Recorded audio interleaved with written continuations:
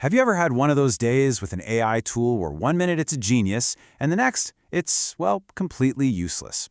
Yeah, if you've ever been frustrated by how inconsistent AI can be, you are definitely not alone. In this explainer, we're going to dig into why these tools feel so unreliable and how a totally new way of thinking can help you start working with them instead of against them. You know, this whole feeling was summed up perfectly by a junior colleague named Timothy. He'd been using a new AI tool for about 3 weeks, and this was his conclusion. Simple, frustrated. I don't think it's working. And look, that's a feeling a lot of us can probably relate to when we first dip our toes into these powerful but kind of perplexing new systems. And this analogy just hits the nail on the head, right? It's like having a coworker who's absolutely brilliant on Monday, but by Friday, they're just mediocre. This isn't like any software we've ever dealt with before. It feels unpredictable, almost human in its inconsistency. So how in the world are we supposed to work with that? Okay, so let's start by really digging into this challenge. We have to understand the nature of this, let's call it, unreliable colleague, before we can figure out how to work with it. A senior engineer, a woman named Margaret, she offers this really key insight. The frustration we're feeling, it doesn't actually come from the AI itself, it comes from us. We're trying to use this brand new kind of tool, but we're dragging all of our old expectations from the old world of software along with us. And that's a perfect lead-in to our next section, where we're going to break down exactly why our old habits are clashing so badly with these new tools. I mean, think about it. For literally 40 years, technology has trained us. You click save, the file saves. You tell a spreadsheet to sort a column, it sorts it. Every single action has a predictable, repeatable reaction.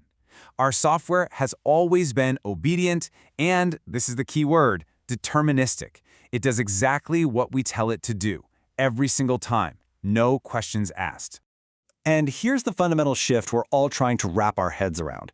We're moving away from those deterministic tools that just obey commands and give us predictable results. Now, we're working with probabilistic tools. They're designed to collaborate, which means they produce variable output. This isn't just a small software update. It's a completely different kind of relationship between us and our tech. So here's the bottom line. The frustration you feel, it lives in that gap, the space between what we expect, which is a perfect, obedient machine, and what AI actually is, which is something else entirely. The very first step to getting better results is to close that gap in our own minds. Which brings us to the solution. We have to adopt a collaboration mindset. And spoiler alert, this isn't about learning some secret perfect prompt. It's about changing our whole approach.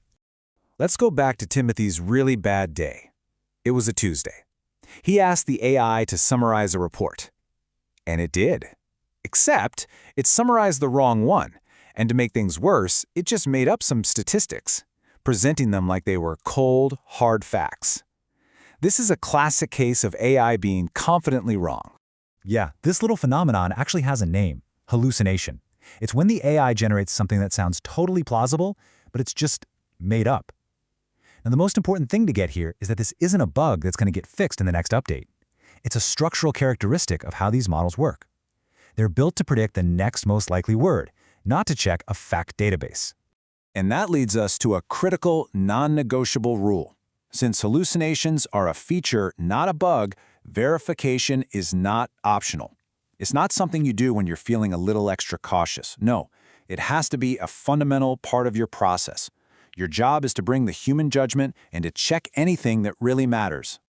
So that was Tuesday, a total failure. But what happened on Wednesday? Because that was the day Timothy used the AI to draft a really tricky letter to a client, and the result, in his own words, was extraordinary. So what changed? What was different? Well, the difference is captured perfectly in this analogy from Margaret. A lot of us treat AI like it's a vending machine. You know, you put in a simple prompt, that's your coin, and you expect a perfect, finished product to just pop out. But that is completely the wrong mental model. The right model is to think of it as a collaboration. When Timothy wrote that difficult letter, he didn't just bark a command. He gave it context, he gave it nuance, his own knowledge about the client's situation, and just like any good collaboration, the quality of what you put in directly impacts the quality of what you get back. This all leads us to our final section, which is all about the 2 essential skills you need for this new collaborative relationship. And trust me, they're probably not what you think. That's right. To be successful with these new tools, it all comes down to 2 specific human qualities: qualities that our old software never ever asked us for before. First up, patience. This is all about your willingness to iterate, to see the AI's first response not as the final answer, but as the beginning of a conversation. And second, flexibility. The AI you're using today is not going to be the same one you're using 6 months from now. You have to be willing to adapt, to stay curious, and just kind of hold your understanding of it loosely as the tech keeps evolving. And this, right here, is the most empowering part of this whole thing. As Margaret tells Timothy, these aren't technical skills you need to go learn from some manual. Patience and flexibility, they're human skills. They're abilities that we all already have. The trick is just remembering to bring them to this new kind of work. So, we'll leave you with this question to think about. As we all try to figure out this new world, what if the most important skill for mastering AI isn't about becoming a master prompt engineer, but is actually all about shifting our own perspective?